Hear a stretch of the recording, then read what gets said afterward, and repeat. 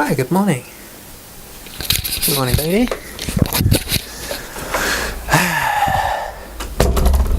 What a delicious Wednesday morning. Hello. Right, Bodie up. Come on. Play the game, Bode. Come on, darling. Up you get. Bodis.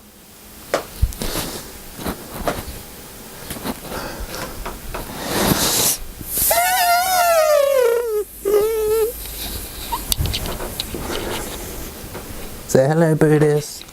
Hello, Bodis. Right. Good morning. You right, Bode? You ready for this one? It's going to be a good one. I can feel it. What number are we today? Genesis 37, she says.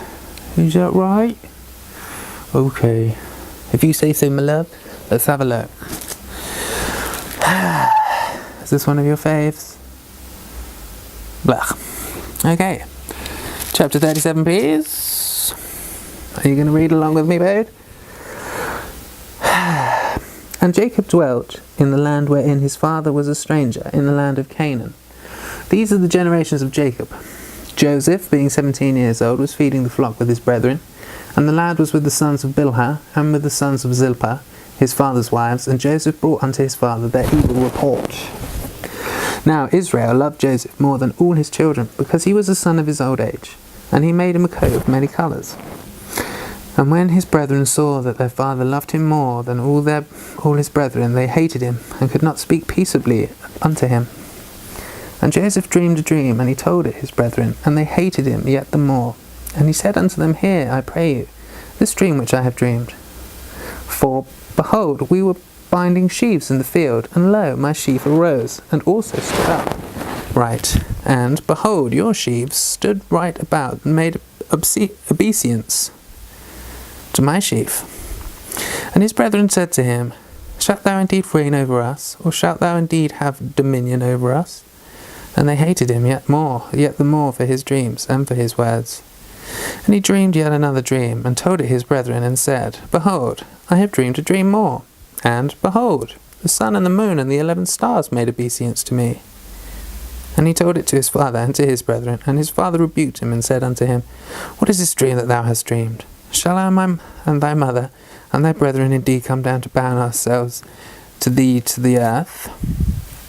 And his brethren envied him, but his father observed the saying. And his brethren went to feed their father's flock in Shechem. And Israel said unto Joseph, Do not thy brethren feed the flock in Shechem? Come, and I will send thee unto them. And he said to him, Here am I. And he said to him, Go, I pray thee, see whether it will be well with thy brethren, and well with the flocks, and bring me word again. So he sent him out of the vale of Hebron, and he came to Shechem. And a certain man found him, and, behold, he was wandering in the field. And the man asked him, saying, What seekest thou? And he said, I seek my brethren. Tell me, I pray thee, where they feed their flocks. And the man said, They are departed hence, for I heard them say, Let us go to Dothan. And Joseph went after his brethren, and found them in Dothan. And when they saw him afar off, even before he came near unto them, they conspired against him to slay him. And they said one to another, Behold, this dreamer cometh. Come now, therefore, and let us slay him, and cast him into some pit. And we will say, Some evil beast hath devoured him, and we shall see what will become of his dreams. And Reuben heard it, and he delivered him out of their hands, and said, Let us not kill him. And Reuben said unto them, Shed no blood, but cast him into this pit that is in the wilderness, and lay no hand upon him, that he might rid him out of their hands, to deliver him to his father again. And it came to pass, when Joseph was come unto his brethren, that they stripped Joseph out of his coat of many colours that was on him.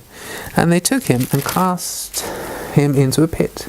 And the pit was empty, there was no water in it. And they sat down to eat bread, and they lifted up their eyes and looked. And, behold, a company of Ishmaelites came from Gilead, with their camels bearing spicery and balm and myrrh, going to carry it down to Egypt. And Judah said unto his brethren, What profit is it if we slay our brother and conceal his blood? Come, and let us sell him to the Ishmaelites, and let not our hand be upon him, for he is our brother and our flesh. And his brethren were content. Then there passed by Midianites, merchantmen, and they drew and lifted up Joseph out of the pit, and sold Joseph to the Ishmaelites for 20 pieces of silver. And they brought Joseph into Egypt.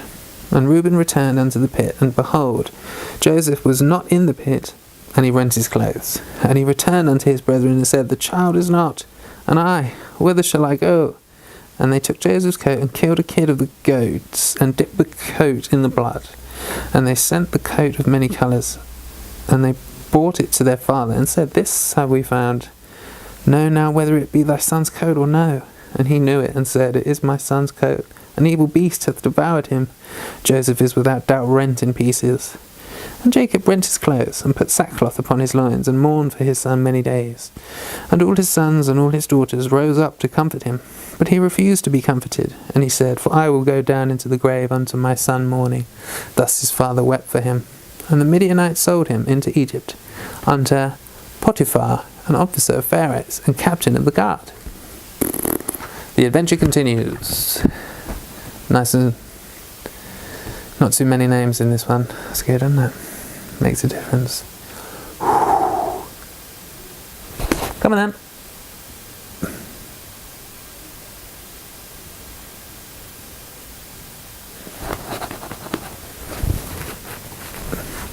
You getting up? Don't want to move. You don't want to move, do you? You little buggers.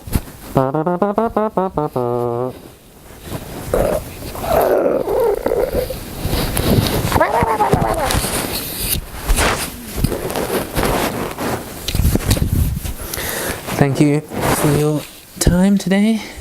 I do.